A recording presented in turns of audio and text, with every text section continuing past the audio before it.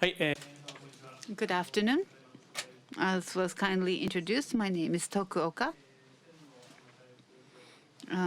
Dr. Seno Genshitsu talked for 30 minutes. I'm giving 15 minutes to talk about organization and organizational culture.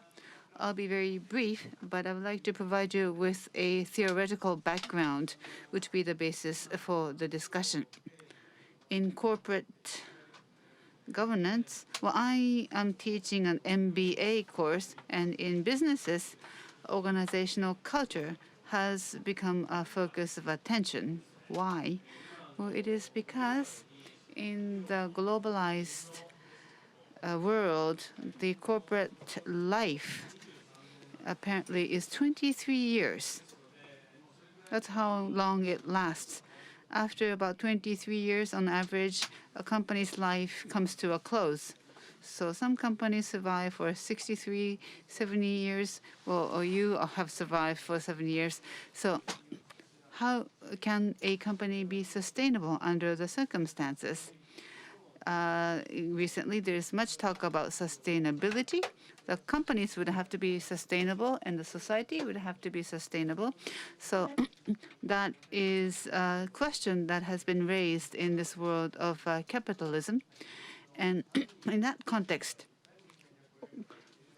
organizational culture have become a focus. It's not just reaping profits, but you need a culture. Now on organizational culture.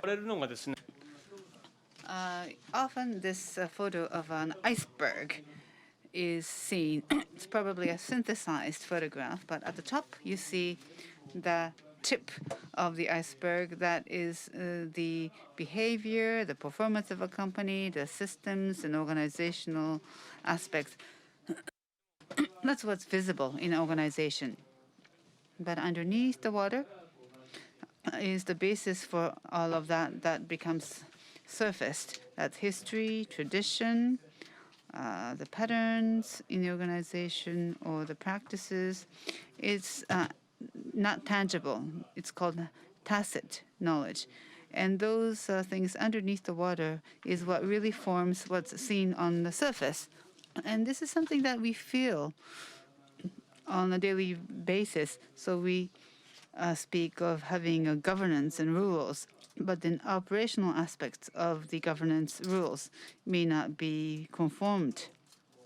And the reality and the actual situation may be diverging. So what's underneath the water is what really makes the basis for, say, scandals, for example. Even if you have a system, organization, or rules, you may have scandals. Or, as you saw in the major earthquake, there were no rules, but people helped each other for mutual benefit. So it can work both ways, positive or negative. Now, what is an organizational culture? Very briefly, I try to define what it is. Values or behaviors and thinking represented in organizational culture is listed here. What has to be done, what should not be done, what is the vision of the deliverable, the outcome, the priorities, and so on. If it's a corporate organization, it's probably clearer, because are you going to focus on profits? Are you going to focus on the customers? Or is it the shareholders? Is it the employees? That's part of the values. Or are you going to focus on a very speediness? Or are you going to make it a very slow-moving organization? The people who constitute the organization would make up what is good for this particular organization. So there are different kinds of organizations. For example, as you see here, this is a dichotomy to make it easy to understand. Is it bureaucratic, or are you focused on the customer? Is it tradition or innovation? Is it intelligent or more physical? those are actually dichotomies. I'm not saying that the physically oriented people are not intelligent, but in any case, this is a very generalized categorization of organizational culture. But just by categorizing this, it does really not mean anything.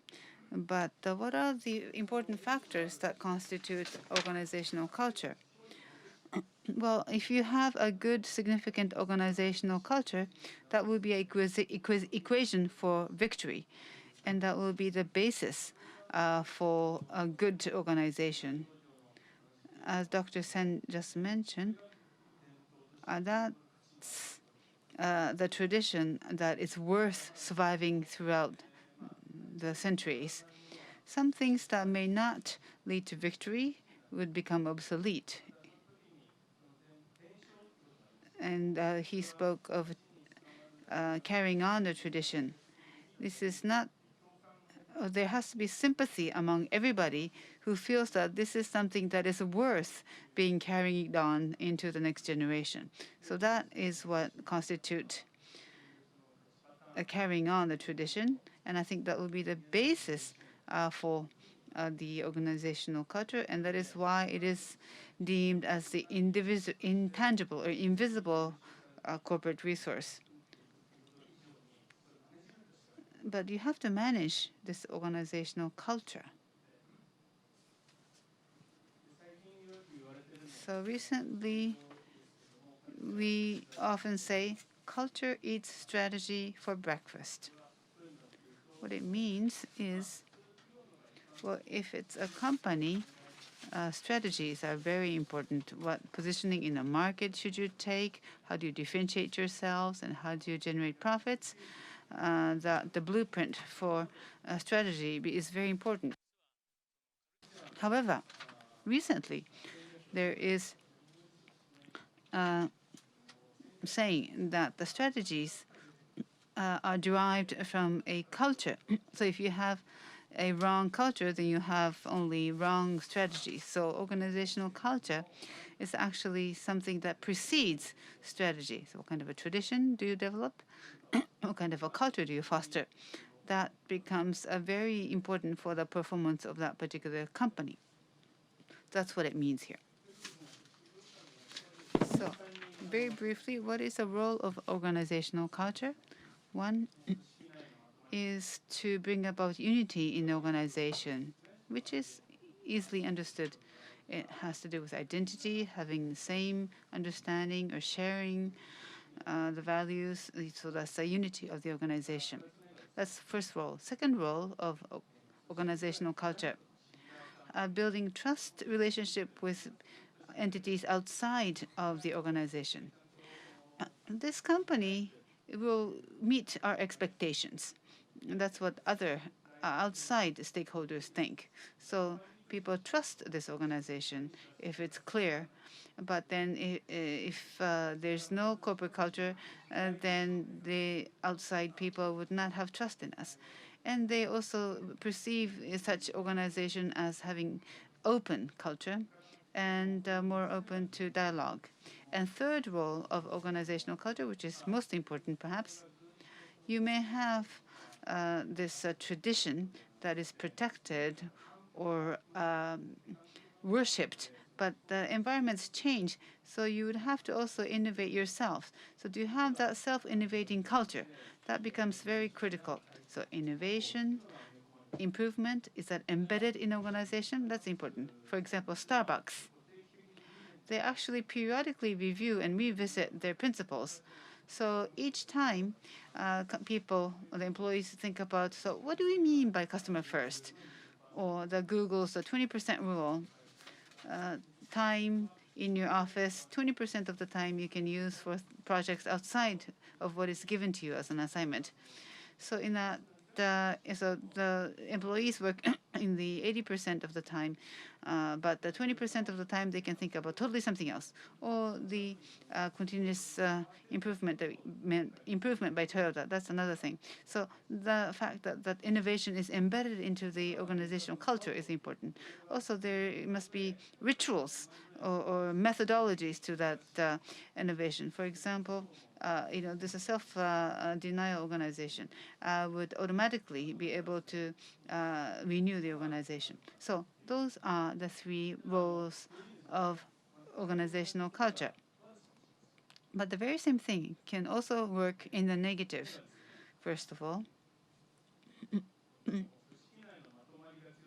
if you are too united as an organization, you can be very exclusive or introvert, and do not look outside. There may be barriers within organizations or between departments because you become exclusive of others. Secondly, you can become complacent.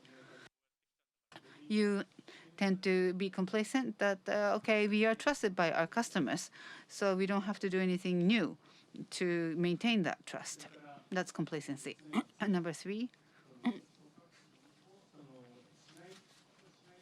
well, unless you self-innovate, then you would be adapted. So you tend to think that our common sense is everybody else's common sense, or you would have constraints. You'd be constrained by different things that you would have to give consideration to. So those are the negative aspects of organizational culture. So if you line them up, it looks like this. Number three, self-innovation versus over-adaptation. 1 and 2 may be pursued, but number 3 can work in a reverse. And there are some examples of how organizational culture has had an effect. Number 1, Japan Airlines. It went bankrupt at one point in time, but it was a turn to profit thanks to a very strong leadership to transform the organizational culture by the president, Mr. Inamori. But complacency, that is exemplified by some scandals, new input from outside has to come into the organization. And then number 3, the self-innovation, 20% rule by Google. That means culture actually leads innovation. Because innovation is embedded in the organizational culture, the company is able to innovate itself. So how can this kind of a culture emerge? It can be various events. The biggest impact will probably be the founding principles, or the tradition and the history at the time of inauguration of that company, and also how the top management over time have thought of their philosophies, or if there may be some major events or scandals that led to companies think about their corporate culture. And also, globalization or M&As may be the trigger, or the Japanese tradition or culture in general is changing, and that may be affecting the organizational culture. Now, what are the new developments that we have to pay attention to? Innovation is a must these days. So you have to use IT, you have to have artificial intelligence. These technological innovations are there to capitalize on. And also with globalization, you are now seeing a fusion of various cultures. So how can we use the wisdom, mutually beneficially use wisdom of each other? And also, there has to be a utilization of a common good. There are global issues that needs to be addressed. So how can that global interest be matched with your company's interests? So if you have to develop a organizational culture, you have to manage it, and that also has a very strong impact on the management of your company. Now there are some people who are called CCOs, Chief Culture Officers, not CEOs or COOs, but there are Chief Culture Officers who lead and manage the culture. The initiator of that was a Trend Micro, who put together a computer virus fighting software. Leaders who manage your own culture. There's person dedicated to that in some companies. So organizational culture and tradition, how that can be fostered is actually a major question these days surrounding companies. So having said that, tradition and innovation are actually mutually very much interrelated. So the innovation of the modern times can create the traditions for the future. What you have been doing all along will be maintained, but at the same time, you have to also innovate so that you will be creating your own tradition for the future. That kind of a mindset will be very critical. Dr. Sen talked about carrying on the tradition, and I have come strongly to think about this. So when you think of this, the European brands, the Louis Vuittons and the Hermeses, that they also have gone through a series of innovation. And Dasai, a Japanese sake, the president, Mr. Sakurai, also said that the tradition is a series of innovation. So tradition and innovation and how you manage the two in a conscious way, that is it's a deep discussion. So I would stop. Thank you very much, Professor Tokuoka. I don't know if some of you are fans of anime, but Izumo.